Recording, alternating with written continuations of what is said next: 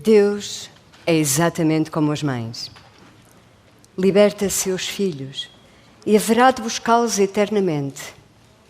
Passará todo o tempo de coração pequeno à espera, espiando todos os sinais que lhe anunciem a presença, o regresso dos filhos.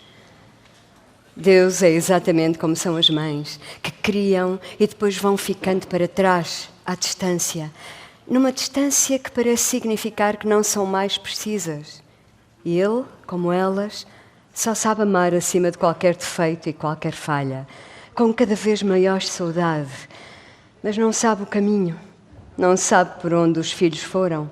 Só pode suplicar que não se percam e não se percam da vontade de voltar. Espalha por toda a parte seus sinais. Avisa contra tudo e cria memórias para que os filhos se lembrem dele, mesmo em lugares onde nunca haviam estado antes, e estabeleçam sempre um mapa que os esclareça para fora de qualquer labirinto. Deus está na escuridão e tateia por toda a parte, na vontade intensa de um toque, do aconchego do corpo dos filhos, um gentil toque ou um abraço. E os filhos distraem-se e são incautos, ou tornam-se impuros e fogem, atarefados com suas paixões e incertezas, e pensam menos no quanto Deus pode sofrer do que no sofrimento que haverão eles de sentir pela mais pequena contrariedade. Os filhos partem sem saberem que o sentido da vida é chegar à origem. Dispersos na paisagem de Deus, os filhos lembram, por vezes, do amor, como é primordial e lhes foi colocado no peito com generosidade. Contudo, os filhos julgam que o amor é o consumo da vida, o imediato que observam, a evidência de se verem acompanhados, quando a verdadeira companhia encontra sempre um modo de chegar a casa. Eles partem para mais longe. Os filhos partem para mais longe buscando o que afinal tanto ficara lá atrás. Deus, como as mães, corre os dias inteiros à janela e escuta. Qualquer bulício lhe acelera o coração. Se existem passos em redor de sua casa, se alguma voz o chama, palpita como doido de alegria na esperança de ter um filho em visita. Deus pisa até de leve, quer tudo em sossego, sem sobressalto, porque sabe apenas estar à espera por tão grande esperança de ser correspondido no amor. Como as mães, ele arruma a sua casa. Tem sempre as camas prontas. Alguma fruta na mesa de onde enxota as moscas, barafustando, até indignado, porque aquelas frutas podem ser para oferecer à boca de um filho. E a fome de um filho é prioritária contra leões e tempestades. A casa de Deus tem a chave do lado de fora, debaixo de um vaso. Toda a gente o sabe. É tique de todas as mães que dormem lá dentro, vulneráveis a qualquer ladrão, em troca da oportunidade de, ao menos uma vez, um filho voltar, tomar a chave e entrar, mesmo que a meio da noite, no descanso profundo entre os sonhos. Porque, de todo modo, o maior sonho possível é esse mesmo. Que o filho volte e ocupe sua cama, ocupe seu lugar. Esteja nem que por um instante ali, para que o veja, o ouça e sinta. E Deus preocupa-se com ver como engordou ou emagreceu, como está a cor em torno das pupilas dos olhos, como entorta a boca ao falar, se os cabelos lhe ficam brancos e caem mais cedo. Que ferida traz no ombro? Que ferida tem no coração? Quem lhe fez? E Deus escuta suas queixas e avalia suas mazelas e nunca culpa o filho, mesmo que toda a gente lúcida o fizesse, porque quer que os filhos sejam impunes, justos, para que sejam sempre impunes.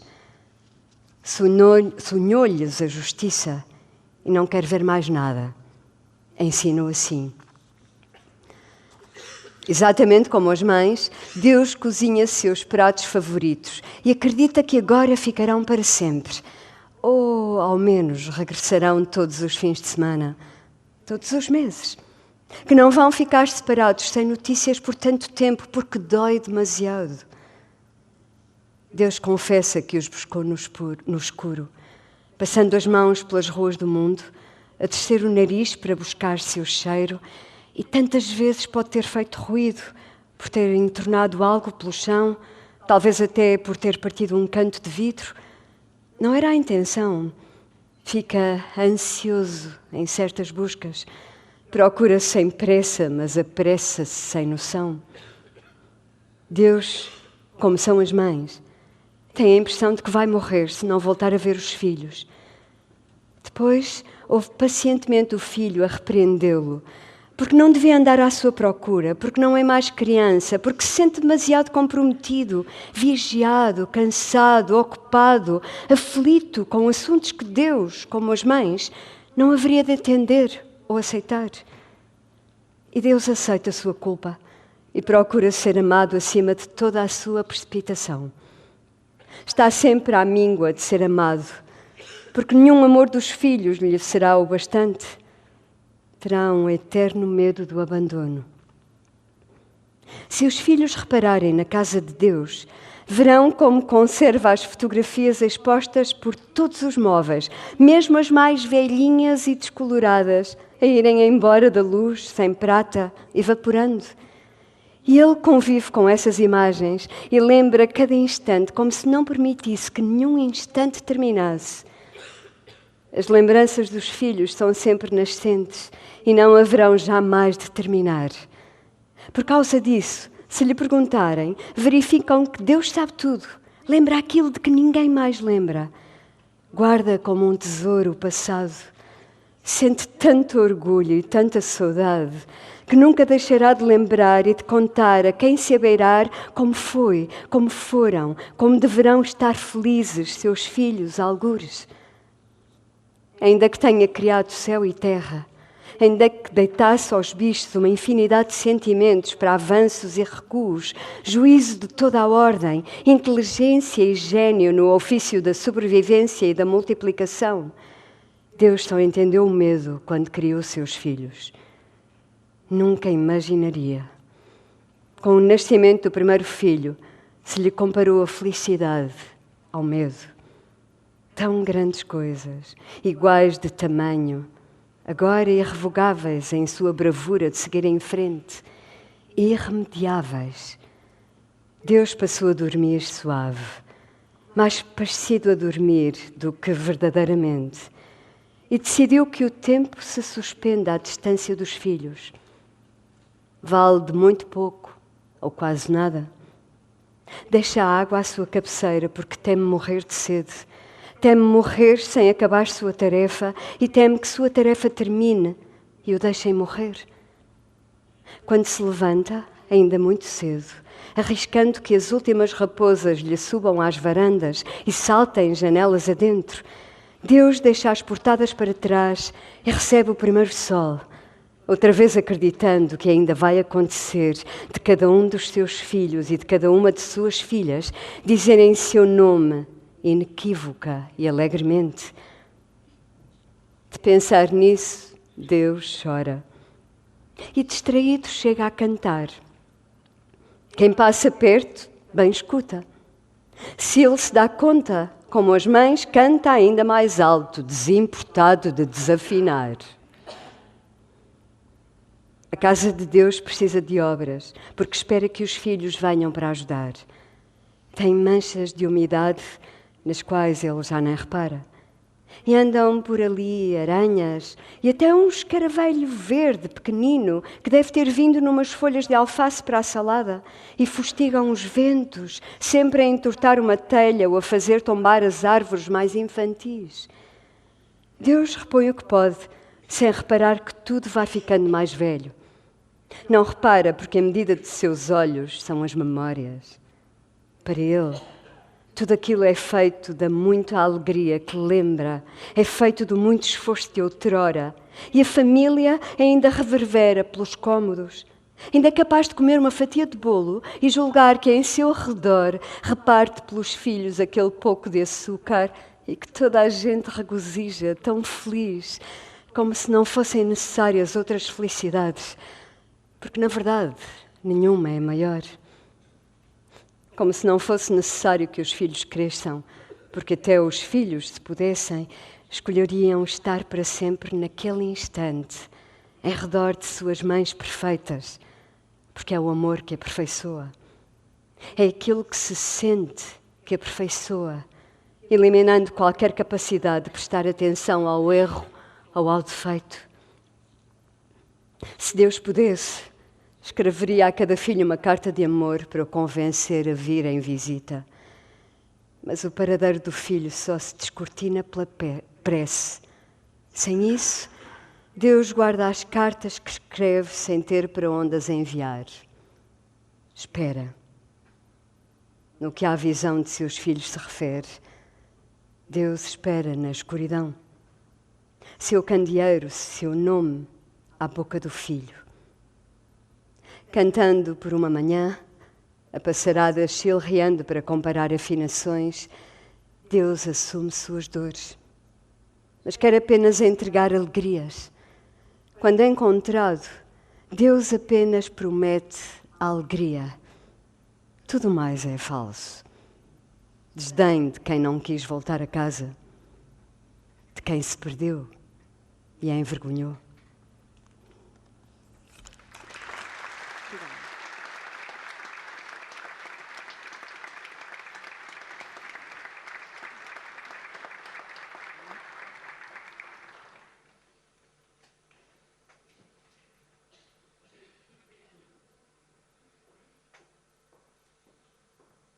Muito boa tarde a todos. Obrigado. Sejam muito bem-vindos ao nosso Porto de Encontro, um ciclo promovido pela Porto Editora que há mais de 12 anos celebra os livros e os seus autores numa autêntica festa da literatura na qual todos nós, leitores, que somos todos nós no fundo, estão todos convidados e desempenham uma parte fundamental nessa festa da literatura. E por falar em festa, é disso que se trata a sessão desta tarde, ou não estivéssemos nós a assistir aqui ao lançamento, à primeira apresentação ao público do novo romance de um autor tão central da literatura do nosso tempo como é Walter Ugumem, já distinguido com numerosos prémios, do Prémio Saramago ao Grande Prémio do Romance da Associação Portuguesa de Escritores, entre muitos outros galardões.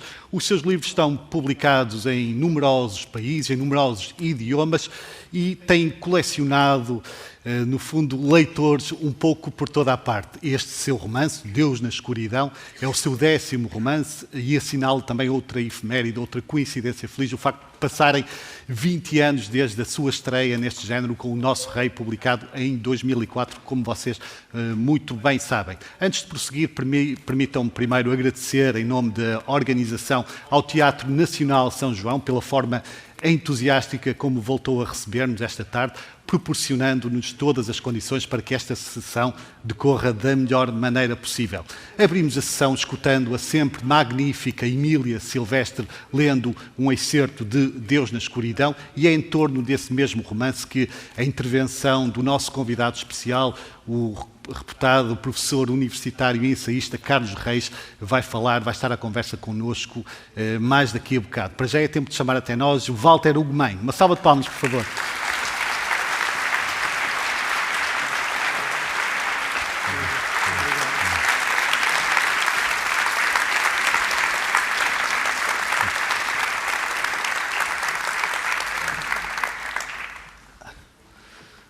Bem-vindo, Walter. Obrigado. Já não é a primeira vez que pisas este palco, mas há sempre um baque inicial e alguém que não é indiferente à beleza, como é o teu caso, calculo que seja sempre especial pisar um palco deste. Sim, ainda há pouco estava a cobiçar isto para ser minha casa, mas é normal eu chegar a lugares bonitos e querer habitá-los, mas já não é a primeira vez que entro aqui para subir ao palco, mas parece sempre, porque estou muito nervoso, estou muito autoconsciente, não sei o que fazer ao lenço. Achei que tinha de trazer alguma coisa para me dar beleza e disfarçar o caído da cara, mas não estou convencido que este lenço tenha sido a solução. a solução certa. Mas obrigado. Estás entre amigos leitores, que no fundo são uma grande forma de amizade. Inclusive, obrigado por terem vindo, mas obrigado, Sérgio, por estas conversas sempre tão leais e tão gentis que temos tido. Muito obrigado. Vamos ter tempo para mergulhar neste livro e vamos contar com o inestimável contributo do professor Carlos Reis, mas permite-me, Walter, começar também pela questão, por essa dupla efeméride. Sei que tu não ligas particularmente a esses números, às datas redondas, mas este 10º romance traz também essa coincidência de passarem 20 anos sobre a estreia do Nosso Reino. Dirias que foi um segundo nascimento, à distância deste tempo todo? Como é que vês essa estreia? Tu já eras um poeta lido e apreciado, começaste a publicar muito antes, mas essa estreia em 2004 foi um segundo nascimento, não apenas como autor, mas de certa forma também como do ponto de vista humano. Sim, olha, antes de mais, eu por acaso ando muito atento aos números das coisas agora. Atribui-se significados? Não queria muito, mas de repente falavas em números redondos, eu tenho a sensação que estou a arredondar. E que há qualquer coisa no tempo da vida que parece solicitar o fecho de ciclos, ou pelo menos o não deixar pontas, abstrôncias em aberto, coisas que eu não quero que fiquem inexplicadas ou que fiquem desentendidas. E às vezes significa uma pausa, não é? Essas efemérides podem ser um pretexto para pausarmos e olharmos e refletirmos. Sim, e de facto para concluir alguma coisa, eu tenho a sensação de que tudo será pouco, será insuficiente, a satisfação não é possível, é epifânica, mas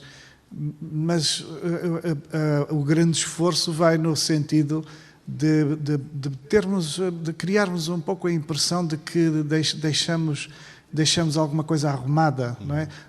Pelo menos na maneira como pensamos, na maneira como quisemos deixar algum tipo de pensamento ou de emoção aos outros, que isso fique meio arrumado. Não é a minha intenção que vocês sosseguem, que vocês fiquem apaziguados, porque eu sinto-me cada vez mais enervado, mas há qualquer coisa na insistência da escrita, não é? Em continuar a escrever, que parece caminhar para uma clareza maior. E eu antigamente satisfazia-me mais depressa com o hermetismo, com alguma coisa que pudesse parecer uma eloquência estonteante, que pudesse fascinar-me como as coisas inexplicáveis. E eu agora acho que é tudo inexplicável, não vamos poder fugir ao inexplicável, mas compete-me, se calhar, ou pelo menos a loucura vai no sentido de me suscitar a intenção de traduzir o intraduzível. Mas voltando a essa questão do romance, como eu disse, já publicavas há muito, e quando encontraste essa forma de expressão, esse instrumento poderoso, essa nova formulação diferente da palavra que é o romance, se calhar na poesia está mais concentrada, em potência, enquanto no romance tens outra perspectiva de extravasamento. Foi para ti uma surpresa, em certo sentido? Foi, nesse sentido, o segundo nascimento, dirias? Sim, sem dúvida. Eu devo dizer-te que eu estava convencido que era um bom poeta. Depois comecei a escrever romances e andei muito tempo convencido que era um péssimo poeta. E depois fiz uma revisão da minha poesia, agora estou convencido que sou um bom poeta e que também sou um bom romancista. Mas deixei de escrever poesia, curiosamente, porque tenho a sensação de que a poesia me acontece com alguma naturalidade, sem um combate agressivo, mais facilmente através da prosa. E por isso, quando escrevo histórias, na verdade, eu acho que quem lê os meus livros já deve ter percebido, que a mim interessam um bocado as personagens, mas, enfim, eu até gosto delas, mas se lhes acontecer alguma coisa má, não, eu choro, posso-me compadecer e fico triste, mas às vezes até gosto que lhes aconteça coisas más, porque isso assaca, às vezes, os melhores versos, as melhores passagens dos textos, por isso não está... o que eu quero dizer é que nos meus livros não está muito em causa a trama. O que acontece às pessoas ali, aquelas figuras, não é muito interessante. O que me fascina é verdadeiramente o poder da linguagem, a possibilidade de repente, ver surgir uma expressão, uma frase que eu não previra sequer, que não seria capaz de a imaginar se não fosse a força do próprio livro, se não for a força de imaginar uma gente junta diante de uma determinada dificuldade. E por isso, quando eu escrevo o meu primeiro romance, eu percebo, é um bocadinho como uma trans qualquer coisa, não é? Eu percebo que cresci poeta, mas se calhar tinha alma de romancista, ou que se calhar sou um romancista na mesma com alma de poeta, mas há ali uma mutação qualquer que de repente se ajusta efetivamente à minha identidade. E por isso eu sinto menos necessidade de escrever um poema propriamente dito, não é? Eles têm que ir ao teu encontro, a poesia vai ao teu encontro, de certa forma, mais naturalmente ou não necessário? Nem vai assim. Eu até queria que de vez em quando... Eu tenho pena de não publicar uns livros de poesia de vez em quando. Mas não me acontece escrever poemas, não me acontece... Antigamente parava em qualquer canto do dia e aparecia-me um texto, um poema, uns versos, uma coisa qualquer que até às vezes era meio diarística, mas que servia de colheita do dia, assim, uma coisa colhida do dia a dia. E isso deixou de me acontecer porque eu estou sempre obcecado com outro tipo de enfoque, que não deixa de ser poeta, mas que não quer versos, parece querer figura, parece querer personagens, parece querer um corpo mais concreto, alguma coisa, como se fossem pensamentos que precisam de estar alicerçados numa estrutura mais visível, mais Pegando um bocadinho assumida. no título do teu primeiro romance, os romances são cada vez mais o teu reino. Sem dúvida nenhuma. Torna-se... É curioso porque eu escrevi o meu primeiro romance à revelia, não queria escrever um romance, e escrevi o romance inteiro, contei esta história várias vezes, eu escrevi o romance inteiro convencido de estar a escrever um poema em prosa, achava que era um poema que talvez fosse muito chato porque nunca mais acabava, mas jamais, se eu estivesse convicto de que aquilo que estava a fazer era um romance, eu talvez não o tivesse escrito. Porque não era o que eu queria fazer, eu não queria ser romancista, tinha apreço por alguns romancistas, mesmo assim talvez poucos, e fascinavam-me os poetas, e os poetas estavam para mim absolutamente certos. E por isso eu jamais haveria de preferir estar errado ao invés de querer estar certo. E quando entrego o primeiro livro, é a Maria do Rosário Pedreira que me diz que aquilo é um romance, e eu, como se fosse idiota, espantei. Não tinha tirado da cabeça que tinha escrito um romance. E de facto há ali um ajuste assim de identidade, não é? Em que de repente sou confrontado com essa evidência de me ser mais natural, de me ser mais confortável, escrever poemas em prosa infindáveis e que talvez possam ser chatos porque nunca mais acabam. Mas essa boa recepção, que eu lembro que o livro O Nosso Reino já chamou a atenção dos leitores, da crítica, esse acolhimento de alguma forma interferiu com a tua vontade de continuar ou acima de tudo foi uma decisão individual, independentemente tenha vendido 1000, podia ter vendido 100 ou 200, não teve nada a ver com os ecos do exterior que te chegaram? Não, os leitores são maravilhosos, ter gente que nos lê é absolutamente impagável, é uma coisa, eu não vos saberia explicar isso, mas isso é de uma dimensão absolutamente fascinante. mas quando o Nosso Reino é publicado, eu já tinha escrito o Remorso de Baltasar Serapião, ou seja, eu escrevi o Nosso Reino muito depressa, e eu julgo que 2 dias depois, 3 dias depois, já estava a escrever o Remorso de Baltasar Serapião, que escrevi muito depressa. Quando o Nosso Reino ainda leva uns meses, talvez 1 ano e tal a sair, quando sai o Nosso Reino, já eu estava com o 3º romance a ser escrito.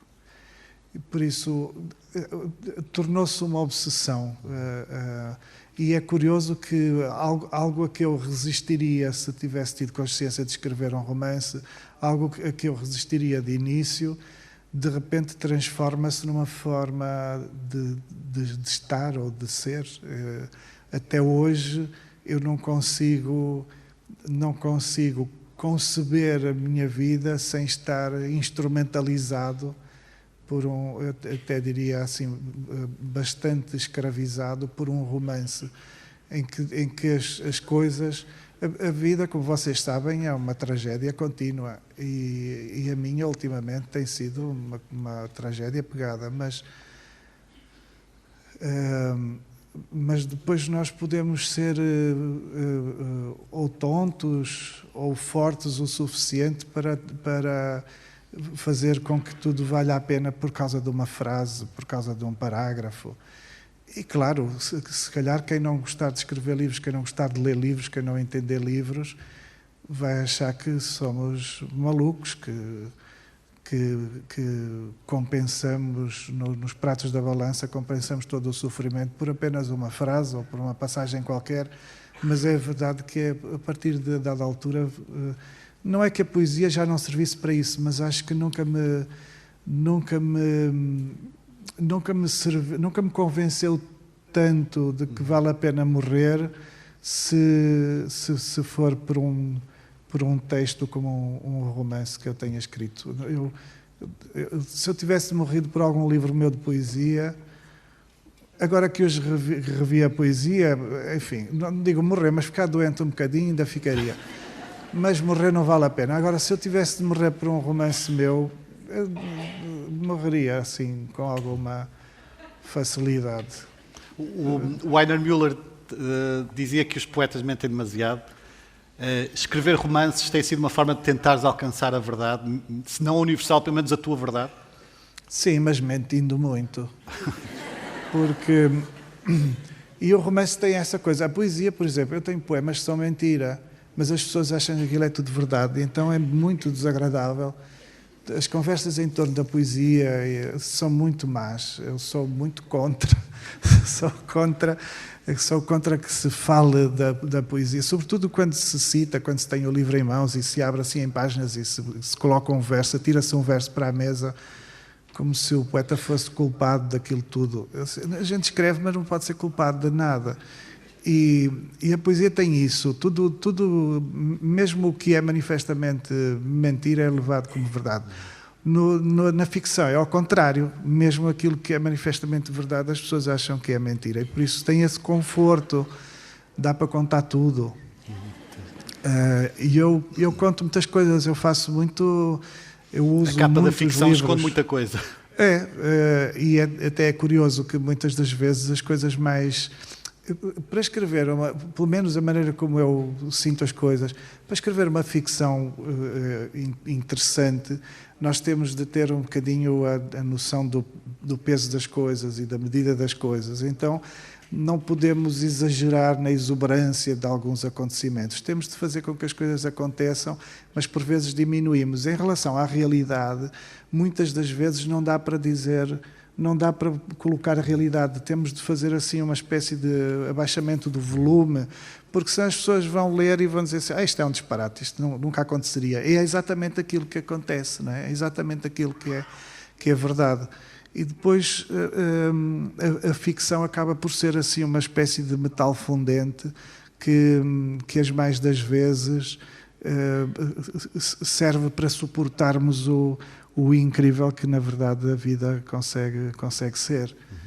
10 romances em 20 anos é uma bela soma e E, no fundo, também é uma bela média também, um romance em 2 anos. No fundo, o Saramago também costumava publicar 2 em 2 anos. E esse rigor traduz também um grande rigor teu na concepção, ou é dentro desse caos ordenado que os livros acabam por sair? Eu queria muito ser rigoroso, mas eu sou muito desarrumado a todos os níveis. Mas eu sinto que, ao mesmo tempo que acabo um livro e começo imediatamente outro,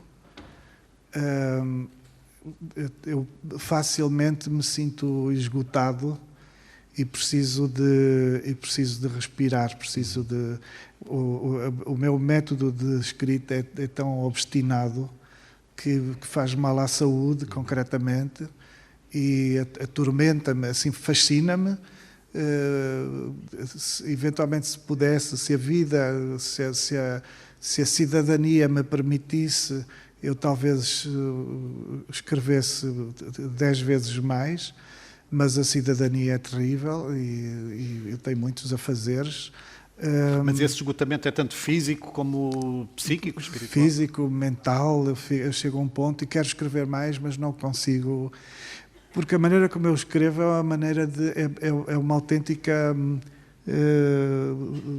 fuga. Eu preciso de fugir a tudo. Eu fico angustiado com as coisas mais simples. As pessoas eu já entendi que as pessoas não entendem, porque quem vive comigo e quem está à minha volta ao fim destes tantos anos de romances nunca entendeu, continuam sem entender. Eu não consigo, se quiseres, se eu pensar a partir de hoje vou começar a escrever o meu romance, se eu souber que o Senhor da Luz vem ler o Contador na quarta-feira, eu só começo a escrever na quinta. Eu não vou começar a escrever no domingo nem no sábado, eu vou esperar que venha o Senhor da Luz na quarta-feira, que leia a porcaria do Contador, depois vou fechar a porta e vou começar a escrever o meu romance com a convicção de que ninguém me vai interromper em dia nenhum da minha vida.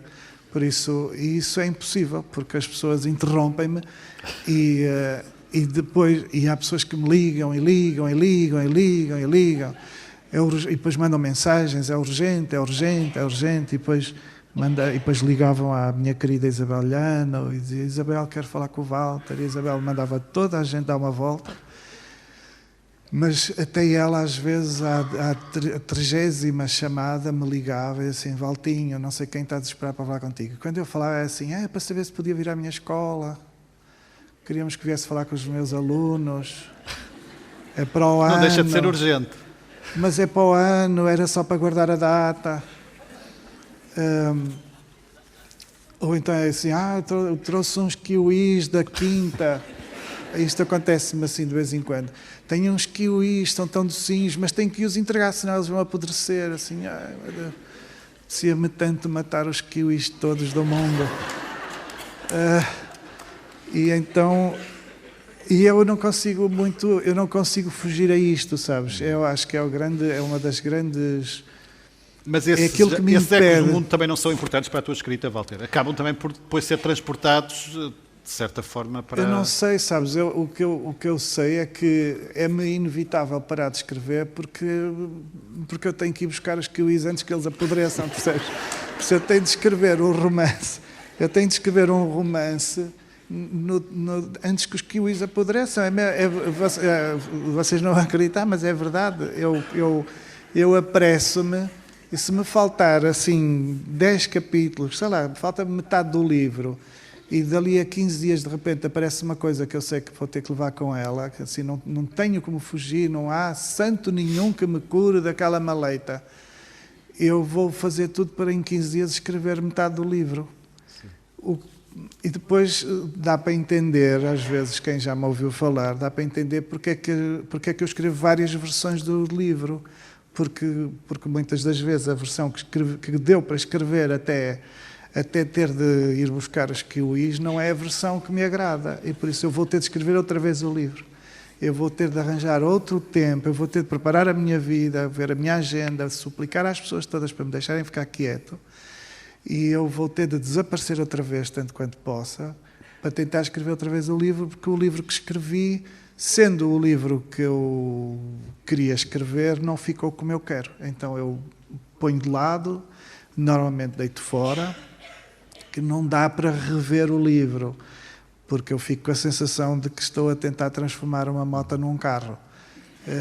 Se não resultou imediatamente naquilo que eu queria que fosse, eu não consigo desmembrar. Para mim o texto tem de surgir assim, com alguma, eu diria até leviana facilidade.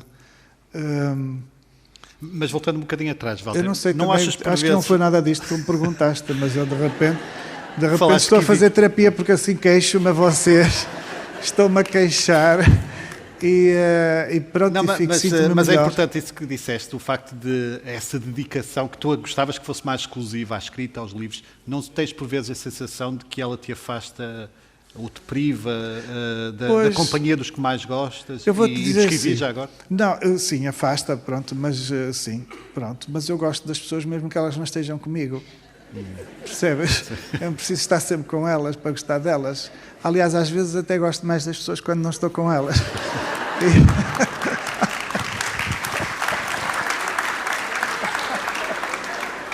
Espera aí, tem que beber que eu estou... É uma grande verdade. Não, mas não, a questão é... quando eu acabo um romance é que eu sinto que estou a escrever bem. E é que eu sinto assim, caramba, que jeito me dava ter aqui mais 2 meses, 3 meses, mais 15 dias, nem que fosse 15 dias, e eu acabava já outro livro, fazia já outro livro. Só que não posso. Tenho os kiwis. Mas é naquele instante, é curioso, porque e por isso é que eu entendo ou se justifica que normalmente quando eu acabo um romance, no dia em que eu acabo um romance, eu escrevo as primeiras páginas do romance seguinte, porque é uma pulsão, há um foco, uma concentração, e é como não querer travar um rio, percebes? É como não querer travar uma corrente. E eu posso dizer que no dia em que eu acabei o Deus na Escuridão, às 7 da manhã, e passei a noite toda, eu estava cheio de sono, eu normalmente durante a noite não consigo, fico acordado, mas não consigo trabalhar porque começo a ficar ensonado, e por isso, se for para fazer as neiras, eu estou bem acordado. Se for para escrever ou para trabalhar ou não sei o quê, eu adormeço. Mas, como eu sentia que o livro estava perto de se fechar, eu fiquei obstinado e não quis parar. E por isso, às 7 e tal da manhã, acabei o livro. Fiquei naquele estado de perplexidade, porque o livro, embora eu saiba que estou a escrever um livro, o livro termina como uma aparição absoluta. Assim, quando ele está completo e eu sinto que é a versão que eu estava à procura, que eventualmente não vou precisar de escrevê-lo outra vez, ele aparece como uma Nossa Senhora. E eu fui fazer xixi, fui comer, depois tinha perdido o sono, não sabia o que fazer ao dia, não tinha para onde ir porque era muito cedo. E pronto, fui-me deitar um bocado. E comecei a pensar que bom seria, queria escrever outro livro, ando há muitos anos a tomar notas para outro livro, e eu pensei que bom seria se eu tivesse agora 1 mês, 2 meses, para eu poder escrever outro livro. E como não tinha, passado umas horas comecei a escrever outro livro, escrevi 30 páginas. E quando acabei aquelas 30 páginas, quase que fiz assim uns telefonemas a dizer, olha, em vez de editarmos o Deus na Escuridão este ano, dá-me um tempinho que eu vou escrever, não sei o quê, que ando aqui a escrever, porque este agora é que me está a dar aqui um gozo. Mas essas epifanias são habituais? Escrever de jato 30 páginas? São. Eu não tenho tempo, eu preciso de escrever tudo à pressa. Eu não sei, eu nem tenho emprego, que eu não vou ao lado, eu não tenho que ir... O meu emprego é escrever. Mas eu não tenho tempo, eu não sei como é que as pessoas têm tempo para fazer coisas. Eu vivo atrapalhado. A minha vida, eu tenho a sensação de que sou gestor industrial, que tenho caminhonetas para gerir, porque de facto a mim não me sobra tempo para nada. E eu faço tudo à pressa, eu leio à pressa, por exemplo. Eu há dias dizia, até comentava com as minhas sobrinhas e tudo, que eu há períodos em que leio um livro por dia.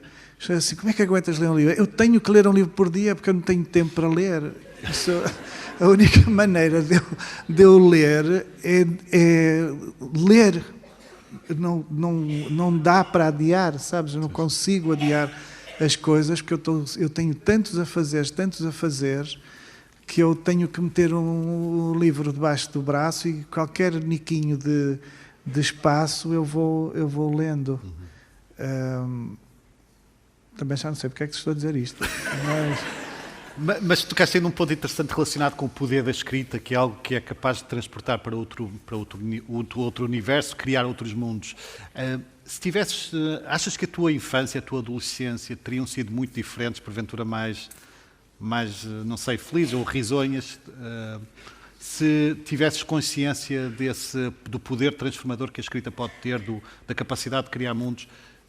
Lamentas não ter descoberto mais cedo esse dom que tens?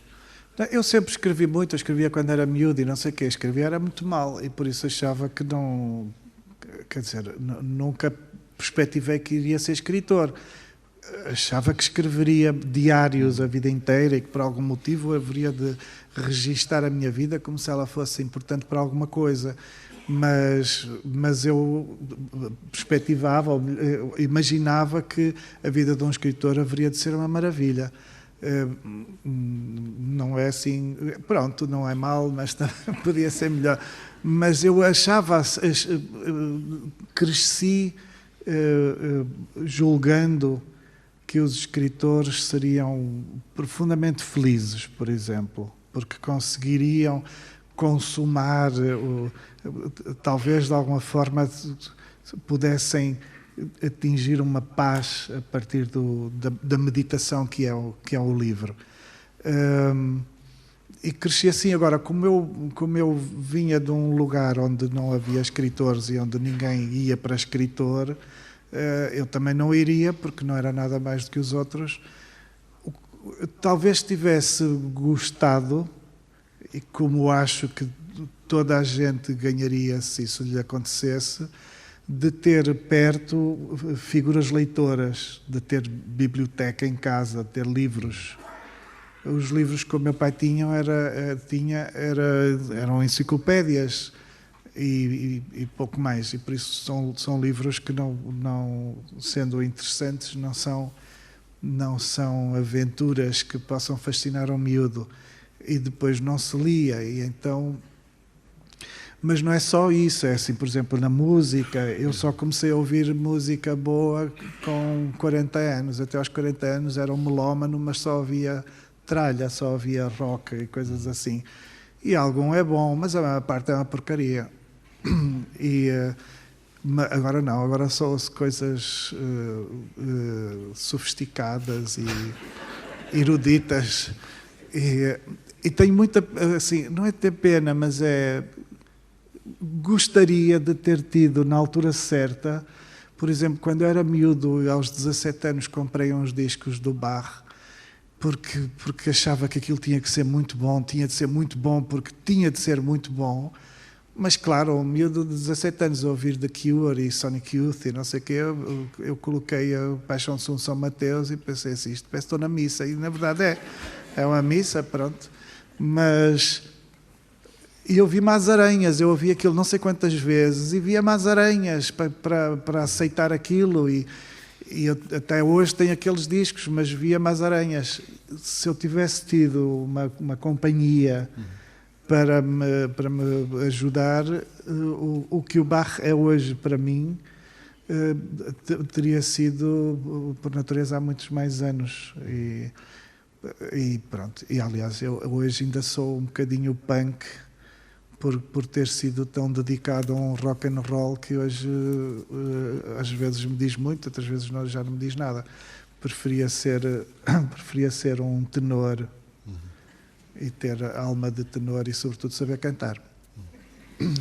Vamos entrar no teu novo livro, e há muito para dizer acerca dele. Uma das muitas frases admiráveis que escutámos na voz da Emília Silvestre é uma frase marcante, além das outras que já vamos falar, mas dizia, a dada altura, que a casa de Deus precisa de obras.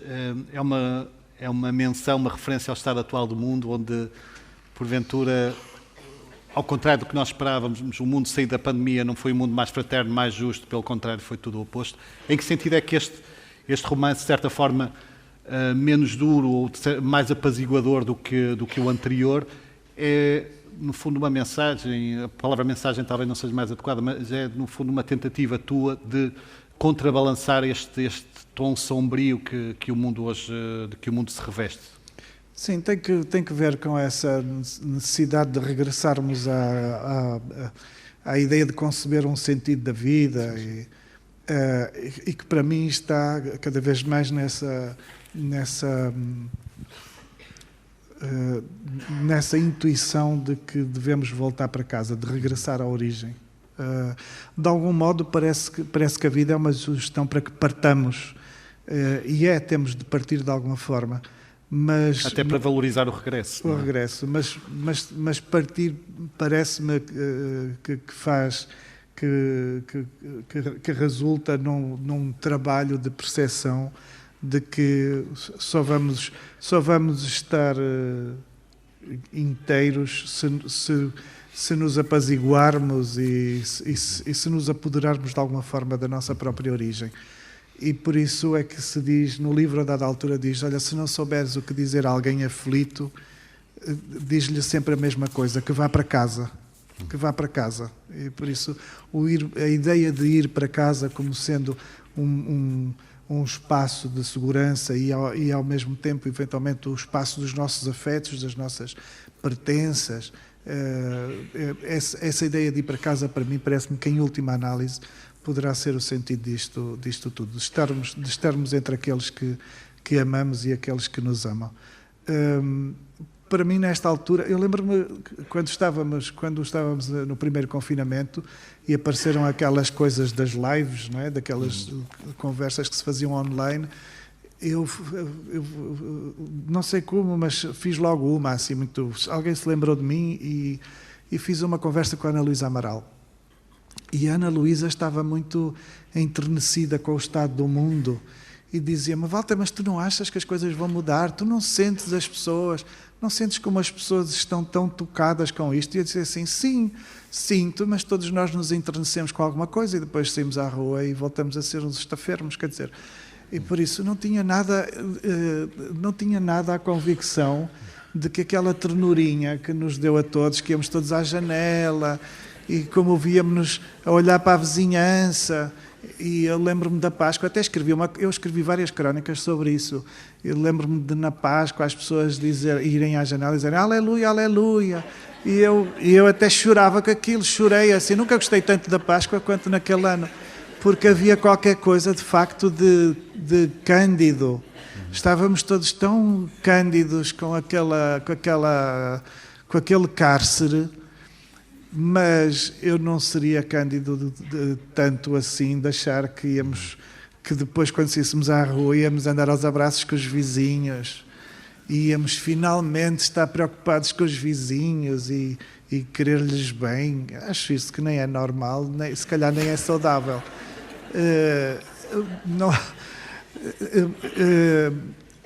E então, depois a história mostra, depois das pandemias vêm as guerras, sobem os preços, o capitalismo lixa-nos sempre, o oportunismo vem todo ao de sempre, porque tudo se justifica, tudo é facilmente justificável pelo aperto que passamos. Vejam o que aconteceu com as empresas de aviação, que foram sustentadas por todos os Estados, e a partir do momento em que começamos a viajar, subiram os preços vertiginosamente e não retribuem nada. Afinal, os Estados subvencionaram as aviações todas e as aviações estão-se a lixar para todos nós. Também, para não ir mais os longe. Bancos, olha, tudo e mais alguma coisa. O que subiu está subido e o que se lixou está lixado.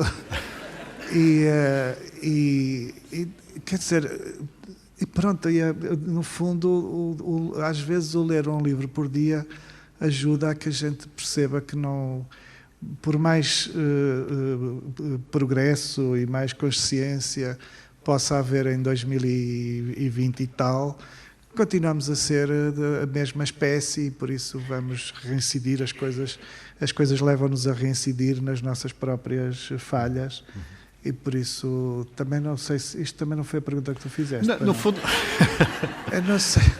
Eu estou muito desconcentrado. O que, no fundo, gostava de saber é que se esse tom menos sombrio, menos pesado do Deus na escuridão é, de certa forma, uma tentativa de apaziguamento e de não contribuir ainda mais para este peso quase opressivo que nos rodeia devido a uma série de contingências, sim, guerras, etc. Eu não decidiria assim, o mundo está tão difícil, deixa-me escrever um livro que possa ter aqui alguma luz.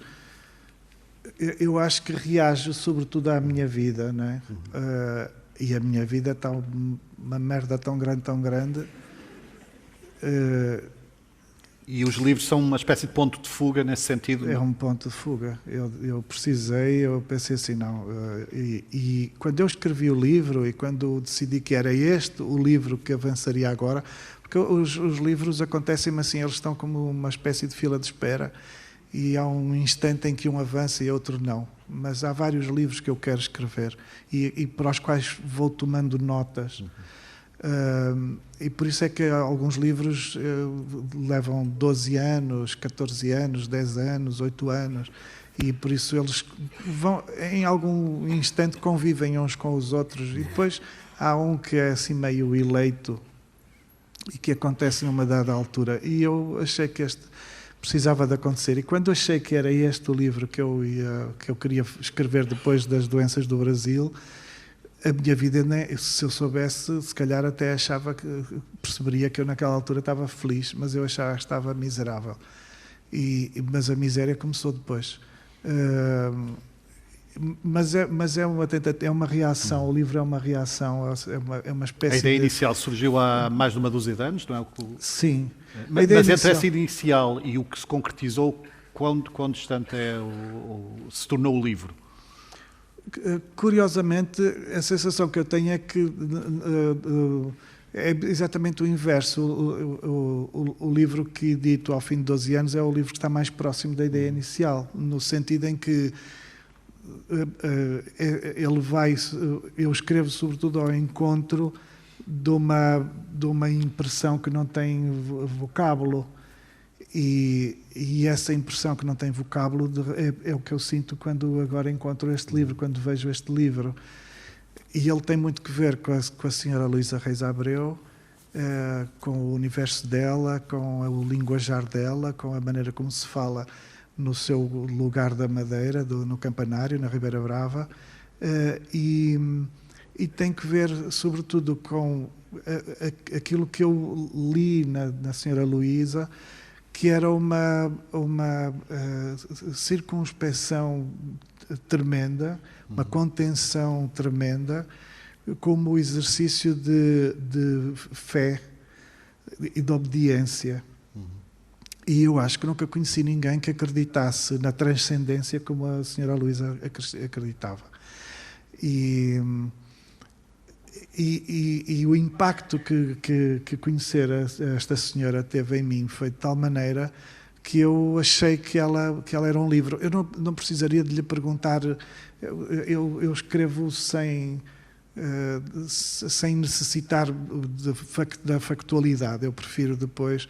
Eu acho que colho sobretudo uma certa energia, uma identidade à qual eu depois dou corpo.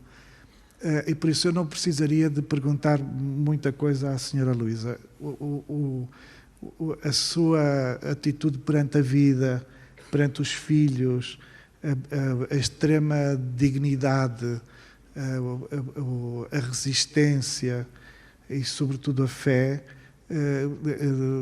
são este livro, com muita gente dentro e muitas trapalhadas e algumas piadas, para mim, a senhora Luísa ofereceu-me este livro porque... Mas é curioso isso que dizes, Walter, porque a Dona Luísa, embora te tenha oferecido o livro, ela não é, no sentido clássico, uma personagem central, enquanto personagem, não. Embora as mães o sejam, não é?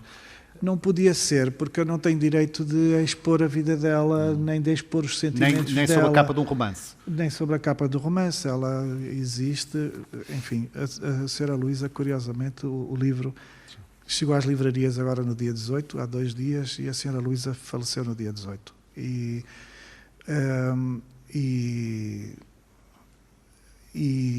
Ai, a minha vida. Eu não queria... Quando eu uso personagens reais, já aconteceu em vários romances, quando uso personagens, quando faço alusão a pessoas que efetivamente existem, eu não tenho o direito de contar a vida delas nos livros. E, sobretudo, jamais problematizaria as suas opções e as suas vidas. E por isso elas entram como... São alusões que eu faço quase como pequenas homenagens e pequenas evocações por prazer, mas para mim este livro é a senhora Luísa, porque o que me interessava para a literatura que ela me dava não era a sua factualidade, era a força do seu pensamento, a força da sua convicção, a energia com que ela se apresentava carente e a lisura do seu gesto.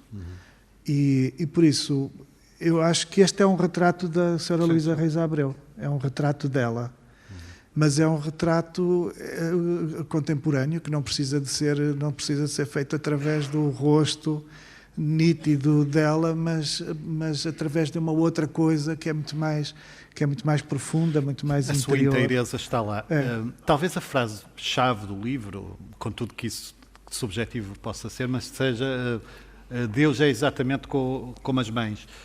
Em que sentido é que achas que a maternidade é um exercício da ordem do divino? Absoluto. Eu cobiço muito a maternidade, eu adorava ser mãe. Nem sei se repararam no meu nome nem nada. Porque eu acho que nós de facto, os homens, que somos assim musculados e poderosos e muito espertos, eu gosto muito de uma das piadas do feminismo contemporâneo, que ainda bem que existem os homens que é para explicarem as coisas, e por isso ainda bem que há homens, mas nós, comparados com as mulheres, somos de uma pobreza tremenda, porque comparar um homem na sua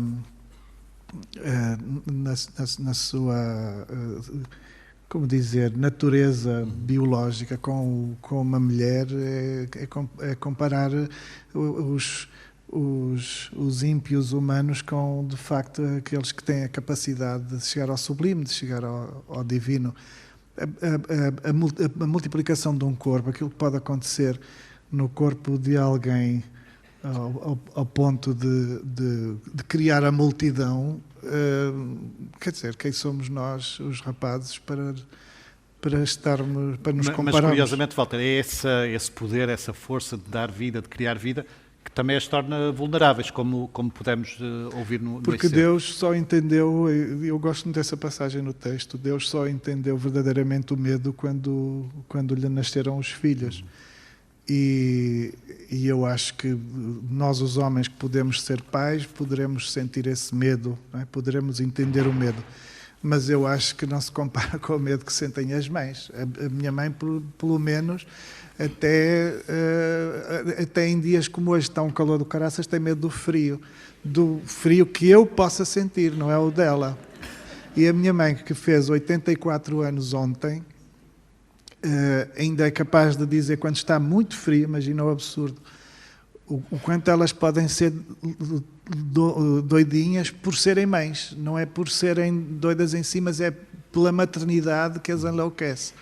Quando está muito temporal, a minha mãe, com 84 anos, acha que é melhor ela meter um capacete que ela lá tem e uns cascóis e umas botas e ser ela a levar o cão a passear. que é para eu não apanhar frio. Porque está muito temporal, está a chover muito, está muito frio e tu podes te constipar. E eu tenho de lidar com esta loucura todos os dias, que é especificamente materna e que não há nada que cure, sabes? Não há comprimidos que curem esta palermice da maternidade ser até este extremo. Este é um livro que só poderia ser dedicado a duas mulheres, não é? A Dona Luísa e a Dona Antónia, tua mãe.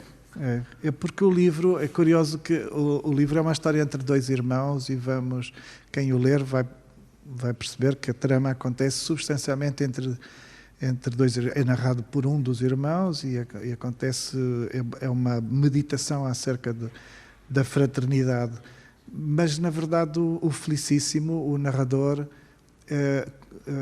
ele cobiça, sem saber, não é? Ele cobiça, no fundo, o amor das mães, que é esse amor extremo e que eu digo naquele texto que talvez seja o amor apenas comparável ao amor de Deus.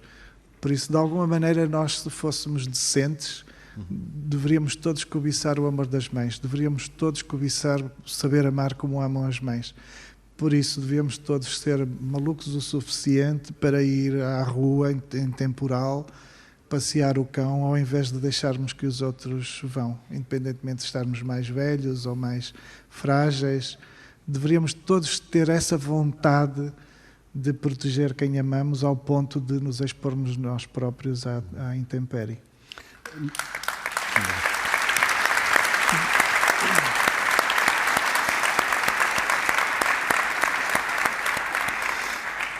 Já vamos alargar a conversa, mas só mais uma questão também relacionada com o livro, Walter. Não és um crente naquele sentido convencional, mas este é um livro do qual exala uma espiritualidade muito forte. Achas que tendemos a confundir demasiadas vezes espiritualidade com religiosidade? Sim, eu acho que há muita gente que ainda nem entendeu que uma coisa é diferente da outra. Ou que, por exemplo, as grandes figuras das religiões não foram funcionários da empresa, percebes? Não foram os CEOs, não foram patrões da empresa, não criaram, não patentearam a marca. Por isso são figuras inspiracionais que nos servem, que nos podem servir a todos e por isso que independem largamente das religiões. São postas ao serviço das religiões, mas na verdade não são funcionários.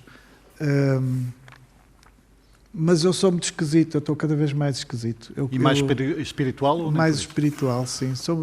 Eu sempre fui, Eu tenho a sensação de que eu sou ao contrário da normalidade, porque é assim, as pessoas todas querem, se quiserem acreditar, querem ver um milagre.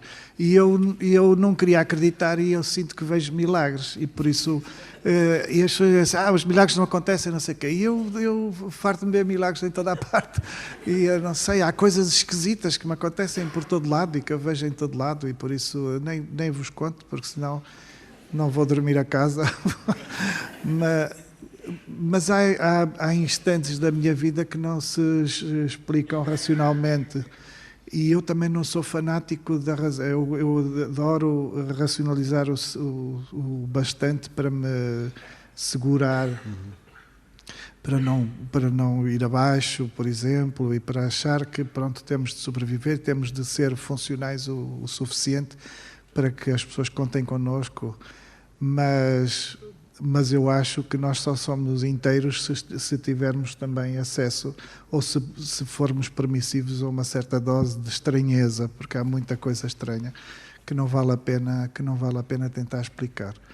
Mas eu sobretudo gostava que, mesmo que eu não faça nada para isso, uma vez que de vez em quando tenho a sensação de estar a ver milagres, gostava que, se Deus existir, que viesse falar comigo como um tipo normal, assim, um tipo mais, pronto, sem tretas, assim. Acho que se Deus existir, ele tem muita mania. E gostaria que ele fosse um bocadinho mais adequado à humanidade que inventou. porque nós somos toscos, por isso podia ser um bocadinho mais simpático e portar-se, sei lá, mais à altura da porcaria que inventou. Mas veste a ser... Veste a ser um velho beato? Não. Tenho uns santinhos em casa porque eu quando era miúdo, tive um milagre de São Bento, então tenho uns São Bentinhos em casa. E tenho alguns meninos Jesuses, não se pode dizer Jesuses, as caxinas é que a gente faz os plurais assim. Mas não. Sabes, eu acredito exatamente sem institucionalização da fé. Eu acredito cada vez mais nas pessoas, na nossa necessidade de nos valermos uns aos outros, e depois esse reduto de estranheza eu gosto de deixar que não tenha pertença, que não tenha nenhuma empresa a patrocinar. Antes de chamarmos o nosso convidado especial ao palco,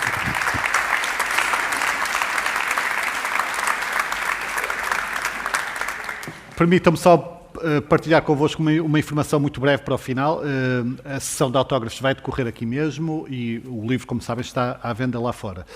Quanto ao nosso convidado especial, o seu currículo é vastíssimo e brilhante, é um dos nossos mais reputados ensaístas e professores universitários, tem-se debruçado sobre a obra de nomes cimeiros da nossa literatura, como José Saramago e Eça de Queiroz, entre tantos outros. É com um grande gosto que o recebemos aqui, professor Carlos Reis.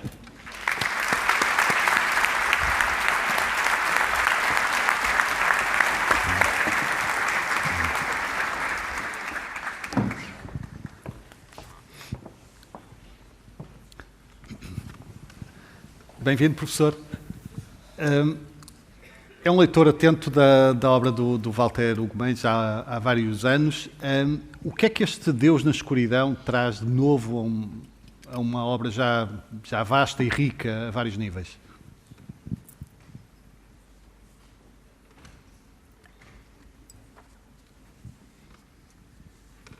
Boa tarde. Antes de mais, muito obrigado pelo convite à Porto Editora.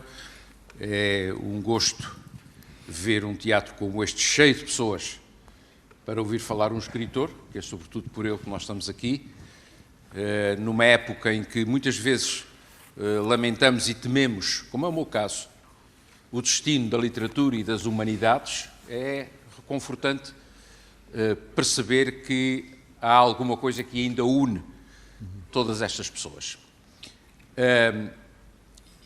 E, portanto, como disse, é com muito gosto que estou aqui para responder às questões, ou à questão que me levantou o Sérgio, que me está facilitada no que diz respeito à resposta que eu hei de dar, porque eu trazia notas sobre esta pergunta, embora não soubesse que ela ia ser feita. Como sabem muitos dos que me ouvem, o improviso é uma coisa difícil, tem que ser bem preparada. E como sabem, talvez, algumas pessoas que estarão aqui, talvez tenham sido meus alunos e minhas alunas, eu não improviso em aulas, embora isto não seja uma aula, evidentemente. E, portanto, sem saber quais eram as perguntas, preparei as respostas. E acho que, em certa medida, acertei. E a importância que este romance tem para mim tem a ver, fundamentalmente, com os grandes eixos temáticos que ele desenvolve. A começar pelo seu título, um pouco surpreendente, e que oculta muito daquilo que o romance nos diz. Poucas vezes eu me lembro de ter lido um romance, como este de Walter Ugumem, ou como romances de muitos outros escritores, em que o título seja um potencial tão forte de sentidos que o romance desenvolve. Porque há títulos banais. Os Maias. Bom, é a história da família. O primo Basílio. Pronto, é a história do primo. Pronto. Mas neste caso é diferente, e não foi por acaso, aliás, que o texto escolhido para abrir esta sessão foi justamente o capítulo que se intitula Deus na escuridão. Eu não estou a sugerir a quem vai ler este livro que comece a lê-lo por este capítulo. Se quiserem lê-lo por este capítulo, muito bem, não foi o meu caso. Mas quando eu terminei a leitura do romance e repensei o título, e me apercebi, como já me tinha apercebido ao folhear o livro, de que havia um capítulo que tinha o título do romance, eu pensei, como ainda há dias disse uma pessoa famosa aqui do Porto, aqui é gato, é preciso olhar para isto bem. E depois apercebi-me do seguinte: como sabem, citando uma autora famosa, não há coincidências. Ou talvez tenha havido neste caso. O Walter Ugumem dirá ou não dirá. O capítulo 10º é aquele que se chama Deus na Escuridão. Antes dele estão 9 capítulos, como normalmente acontece com os capítulos 10º, não é? Talvez com exceção do Raiuela. Mas o que é curioso é que depois do capítulo 10º estão outros 9 capítulos. Ele está no centro. E mais, ele está na página 129. Multiplicando por 2, dá 258. É a última página do romance. Há aqui alguma coisa de caso compositivo, tipográfico, etc. Eu disse que estava arredondado. É muito arredondado. Ou então é caso para dizer, olhando para o título, Deus não dorme. O que é que eu quero dizer com isto agora, de uma forma um pouco mais ponderada e dispensando-me de ler um passo do capítulo que estava aqui, mas que já foi bem lido? Quero dizer com isto que este capítulo, alerto, e se me permitem, para a leitura de quem ler o romance todo, é um seu momento decisivo. Nele suspende-se o relato. A história para. E a história para porque o distinto autor, ou o narrador a quem ele dá voz, faz uma dissertação doutrinária que enche o romance de densidade semântica explícita. E é aqui, sobretudo, pelo menos na minha leitura, que emergem sentidos que estão muito para além, agora mesmo falou-se disso, da religiosidade mais primária. É aqui que emergem sentidos da ordem da axiologia. É aqui, sobretudo, que está dito, como se fosse o eixo em torno do qual gira todo o livro, que Deus é uma expressão transcendente da maternidade e que cada mãe contingente e individual é uma expressão pessoal da divindade. Como se as coisas fossem simétricas. E como se ganhassem a densidade semântica que ganham por uma espécie de axiologia da omnipresença de Deus e das mães, de vigilância, de dedicação, de constância. Deus, como as mães, diz-se no romance, corre os dias inteiros à janela e escuta. Isto acontece, e já agora alargo-me um pouco mais, num romance que constrói um mundo narrativo relativamente complexo, mais complexo do que parece à primeira vista, e com tudo aquilo a que hoje nós chamamos mundo narrativo. E farei a gentileza ao Walter Ugumem, ao Sérgio e aos que estão aqui, de não dissertar em termos narratológicos sobre a noção de mundo narrativo. Mas lembrarei que este mundo narrativo é um mundo narrativo, repito, mais complexo do que parece à primeira vista e que, curiosamente, se me permitem a nota pessoal, diz-me muito porque é um mundo narrativo sobre uma ilha. Sobre uma ilha. É uma ilha, mas é com ela a sensação do abismo. Não por acaso, um dos capítulos do romance é sobre terra vertical. Este mundo narrativo é um mundo de lugares e de modos de vida em equilíbrio instável sobre o abismo. Como se sempre estivéssemos para cair. E para o autor que tem vertigens, sofre de vertigens, isto é particularmente significativo. É um mundo narrativo de microcoletividades. A família, o pai, a mãe, o Pouquinho, o Paulinho narrador, também desenvolvendo essa relação familiar numa espécie de equilíbrio instável, talvez com exceção da figura tutelar e divina da mãe, como naturalmente neste romance deveria acontecer, por assim dizer, em contraponto semântico com o pai, figura sobretudo silenciosa, que amava pela fome. Expressão admirável. No centro deste mundo está aquela personagem, Pouquinho, que nasceu sem as origens. E está também a vivência coletiva da fome. Um dos passos mais pungentes, sem serem piegas, deste livro é aquele em que este mundo narrativo é caracterizado desta forma: quando por uma ou outra noite não se entregava nada à mesa, ficávamos abraçados, calados, como se apenas esperando que o tempo mudasse para uma abundância maior. Passa-se isto numa casa que é componente, nosso tão pequeno pardieiro, que é componente fundamental deste mundo narrativo em que, contudo, a imaginação infantil e o sentido da fraternidade, que já foi aqui realçado, se permite inventar maravilhas.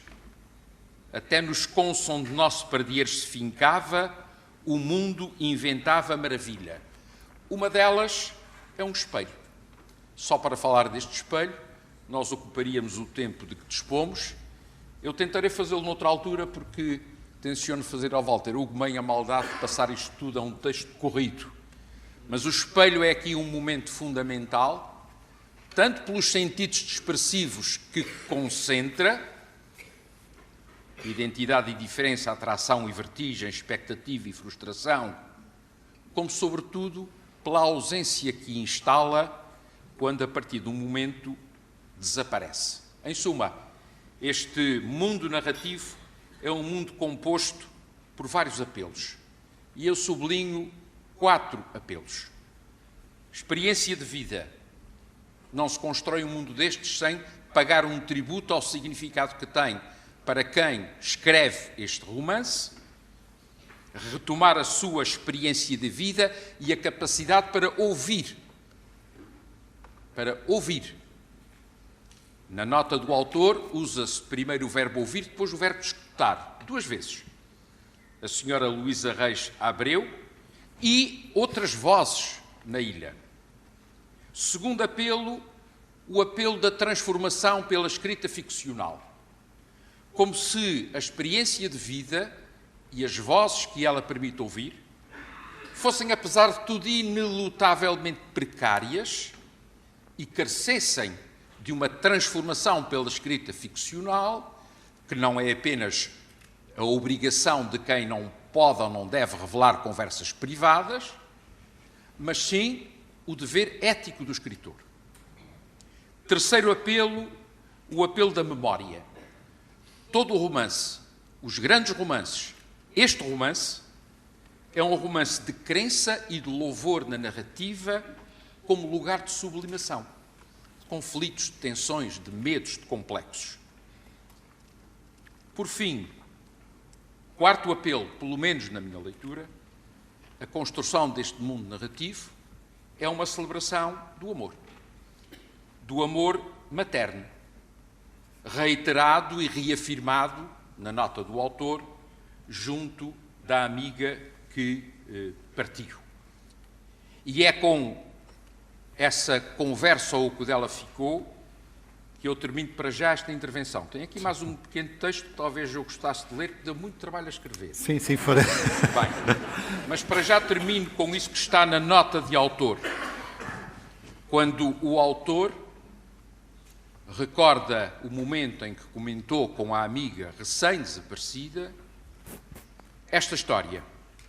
Como me comovia, diz Walter Ugumem, esta história, com o que elogia o amor materno, que cobiço, que julgo que deveria ser cobiçado por todas as pessoas, desde logo por todos os homens. Todos deveríamos amar como amam as mães, que julgo ser como Deus ama. Só uma salva de palmas, por favor, também.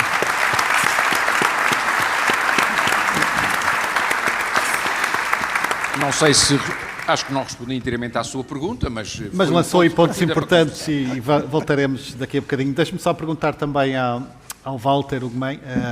Walter, a tua obra tem sido, felizmente, alvo de muita atenção, além de popular, atenção crítica e académica, mas ter também um leitor tão atento e sabedor como o professor Carlos Reis também acrescenta...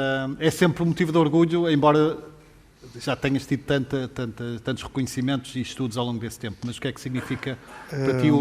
Como é que comentas essas circunstâncias? Eu acho que vou precisar de ouvir a gravação. Estava aqui a vê-lo muito de pertinho e em determinadas alturas bloqueava. Eu devo dizer que como todas as pessoas que estudam literatura, leem literatura em Portugal, cresci com os textos, com os livros do professor Carlos Reis e sei da importância que ele tem, sobretudo porque sei da capacidade que ele tem de assacar aos textos, de assacar aos livros uma inteligência, a máquina que sustenta, no fundo, algo que nós, as mais das vezes, atravessamos como se nos estivéssemos só a divertir. E esse raio-x que ele é capaz de fazer é muito impressionante. Por exemplo, é impossível passar-se perto do universo do Saramago e eu diria que talvez fosse impossível ser Saramago sem que o professor Carlos Reis tivesse estado de alguma forma atento e tivesse mostrado ao próprio Saramago o que ele fez, o que ele fazia, o que ele pensou. De maneira que há muitos anos, devo dizer isto, que eu gostaria de ter a coragem de convidar o professor Carlos Reis para estar na apresentação do livro meu. Nunca o fiz porque nunca tive a lata. Achei que ele tinha mais que fazer e tive sempre muito medo que ele pudesse ou não ter paciência para o que eu escrevo ou não ser sensível ao que eu escrevo. Quando algumas pessoas, algumas figuras nos são verdadeiramente inspiradoras e nos educam verdadeiramente, nós não nos aproximamos delas em qualquer dia, aproximamos-nos quando achamos que temos uma roupinha preparada para chegar lá perto. E eu acho que nunca lhe perdi o medo, mas uma vez coincidimos em África e a simpatia com que me tratou foi de tal maneira que eu sonhei que um dia isto pudesse acontecer. E depois coincidimos no Brasil e eu pensei, eu vou ter a coragem de convidá-lo para apresentar o meu livro quando houver. E então finalmente coincidimos em Portugal. E por isso agradeço-lhe muito. De facto, é incrível porque ouvi-lo falar e eu, como reparou, sou de facto bastante escangalhado a falar e a apanhar as ideias, vou apanhando as ideias assim um bocadinho como quem muda das cerejas para as bananas e para as peras. Aquela ideia de que as cerejas, não é? As ideias, eu não como só cerejas, eu misturo tudo. E é muito incrível ver como de repente uma coisa se pode desmontar com ciência, não é? O uso da ciência é absolutamente fascinante, cobiço muito isso, adoraria ser capaz. E como é que reages ao facto de, por exemplo, leitores muito atentos repararem em pormenores nos quais se calhar nem havias pensado? O que é que isso não, provoca enquanto autor? Não, eu pensei em tudo, eu reparo em tudo, eu fui eu que escrevi. Claro. Eu sei tudo. Depois quero é ver se as pessoas perceberam também, se chegam lá. Não, o que fica em causa, e neste caso de facto, é o saber dizer as coisas. Assim, eu reconheço o livro na leitura que o professor faz eu talvez não soubesse dizer as coisas. O que me facilita a vida agora é que, de repente, eu posso ir para uma outra apresentação e abrir a boca e dizer porque é isto, e não sei o que é. E ainda por cima posso dizer, o professor Carlos Reis está de acordo, foi ele que disse. Aquela questão da numerologia, do facto do número do capítulo ser exatamente igual, isso foi a ordem do acaso ou queres desvendar? Eu quando disse que bloqueei 2 ou 3 vezes não estava a mentir, porque eu nunca minto. Eu, como vejo milagres, ainda tenho esperança de ir para santo. Exatamente a maneira como começa, quando percebe que aquele capítulo é um capítulo que se levanta, que faz ali é uma espécie de céu do livro, não é? É uma espécie de capítulo que está num certo teto do livro, e que nos desloca para fora, que nos retira, e só é possível entender o livro saindo do livro, de repente, que é este capítulo que nos explica o livro. E está no meio, em vez de estar no fim, ou em vez de estar no início, poderia ser o primeiro capítulo, ali a dada altura ainda ponderei, mas não mais do que 3 minutos e meio. Mas só o facto de ter percebido exatamente que este capítulo divide o livro, é o centro do livro, como se fosse uma coisa,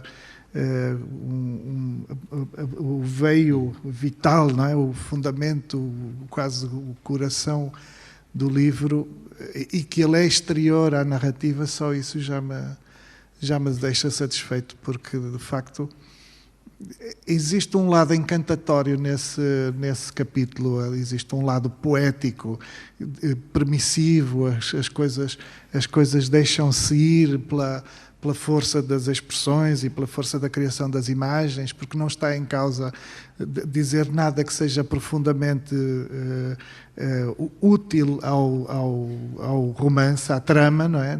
Nada daquilo é verdadeiramente relacionado ou útil à trama, mas tudo aquilo justifica a trama, ou seja, o livro seria impossível sem esta concepção de base, sem este edifício de base que é o capítulo 10º.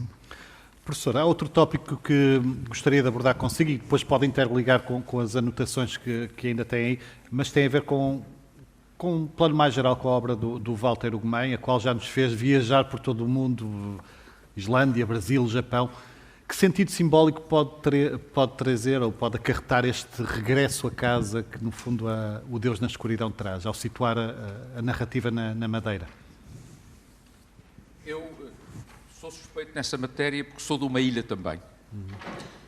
E sei, embora uma ilha bem diferente desta, mas sei o que a experiência da ilha significa para o nosso olhar sobre o mundo. O Walter Ugumem esteve lá, apreendeu muito disso, e sei que numa ilha tudo é possível pela autossuficiência, isto parece um pouco arrogante, mas o propósito não é esse, pela autossuficiência que a ilha obriga a ter. E essa autossuficiência vem de uma razão muito simples em que quase nunca pensamos, ou que só percebemos quando estamos fora da ilha, e que é, olhamos para todos os lados e está lá o mar. Não se pode sair dali. Eu lembro-me, se me permitem a confissão pessoal, que quando vim da Ilha Terceira para Coimbra, durante alguns dias eu senti alguma coisa de estranho que me estava a faltar e não percebi o que era. Depois percebi, faltava-me o horizonte do mar, que é uma coisa que se tem sempre na ilha. Mas ela é o lugar onde tudo pode existir. E o que o Walter Ugumem mostra neste romance é que numa ilha, numa pequena povoação, no meio da pobreza, de alguma ignorância, etc., vêm ao de cima sentidos transcendentes que mesmo ali florescem. E é disso que se faz a grande literatura.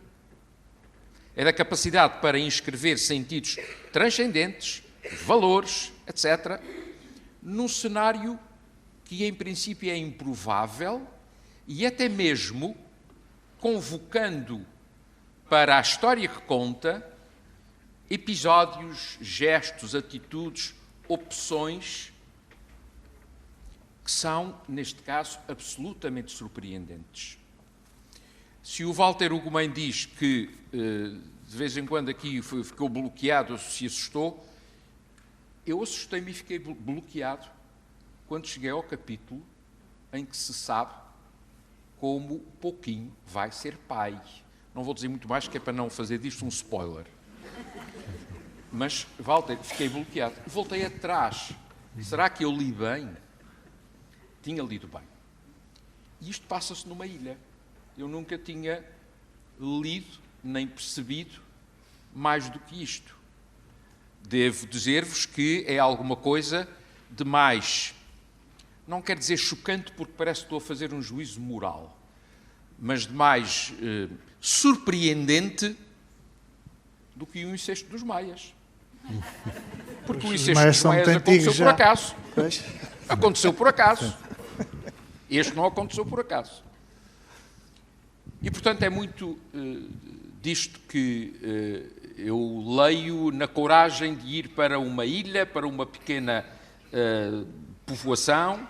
Não sei como é que se diz na Madeira, nos Açores diz freguesia, não se diz aldeias. Uma pequena povoação com gente muito simples e tirar daí os sentidos que o romance nos traz.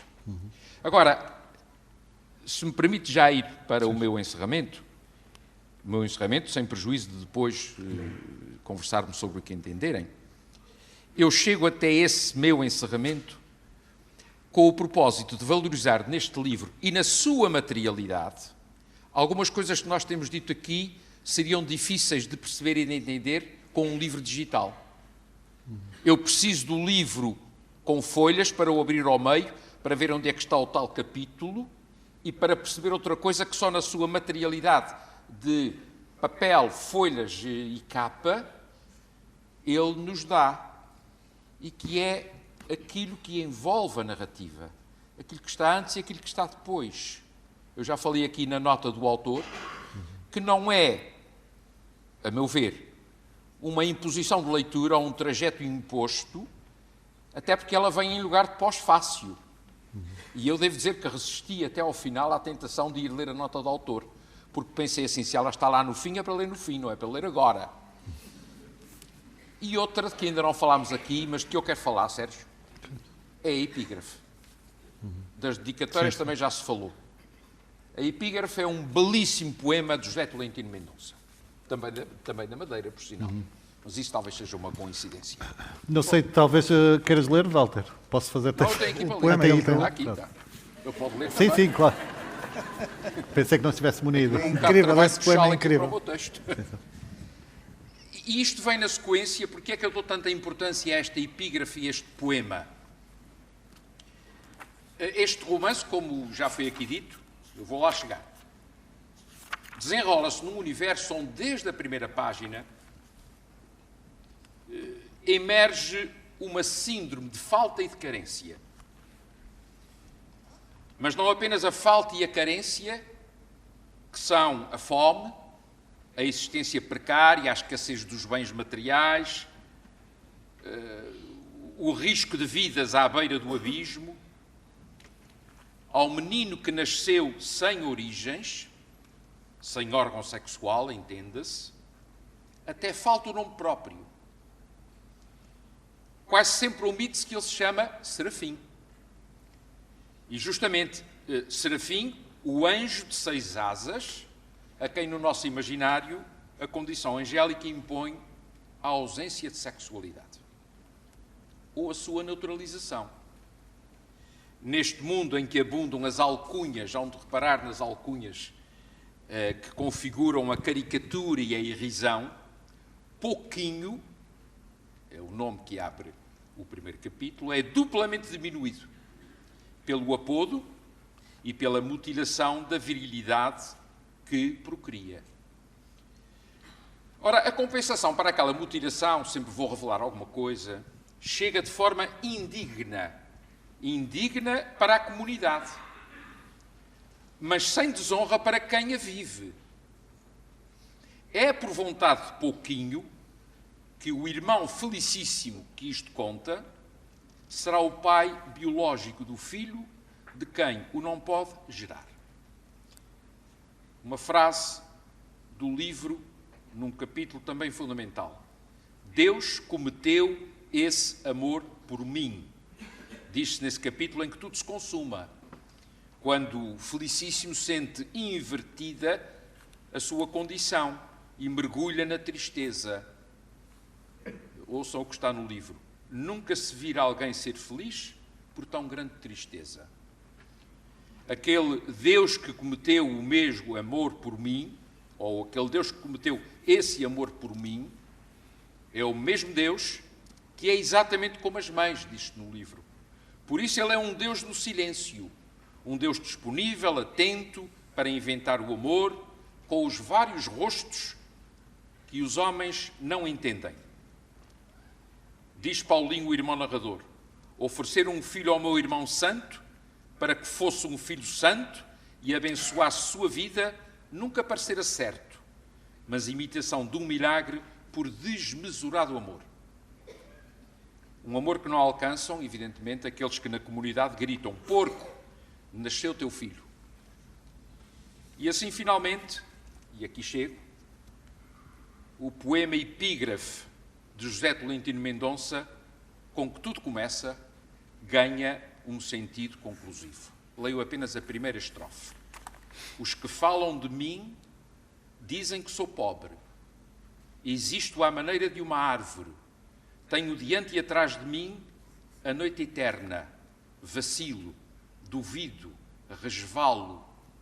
E sei, a maior parte das vezes o amor nasce do erro.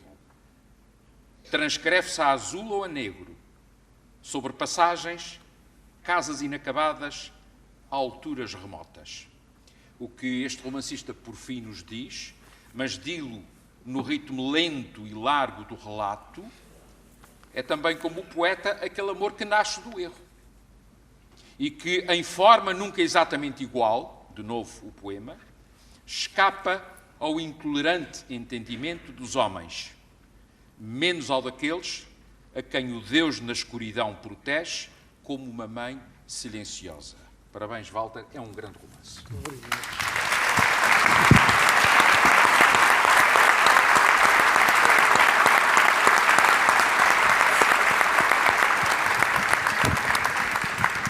Muito obrigado. Professor, muito obrigado pela sua intervenção. Penso que abarcou a essência do livro. O Walter também, como autor, sentir-se-á também, julgo eu, altamente orgulhoso. Infelizmente estamos a aproximar-nos do final, mas eu não queria terminar sem agradecer a todos quantos tornaram possível esta sessão, os parceiros habituais do Porto de Encontro, a Emília Silvestre, o professor Carlos Reis, a todos vocês, claro, o maravilhoso público que nos brinda sempre com a vossa presença. Umas palavras finais, Walter. Obrigado, professor. É uma honra ter podido escutar a sua leitura, poder tê-lo como leitor deste livro. Muito obrigado por vir. Ainda por cima sei que há aí uma atrapalhada com os comboios e não sei de quê. Disse-me agora ao concerto, até fiquei envergonhado que vieram aí de autocarro ou não sei do quê. E eu há bocado até estava a mandar bocas para as caminhonetas.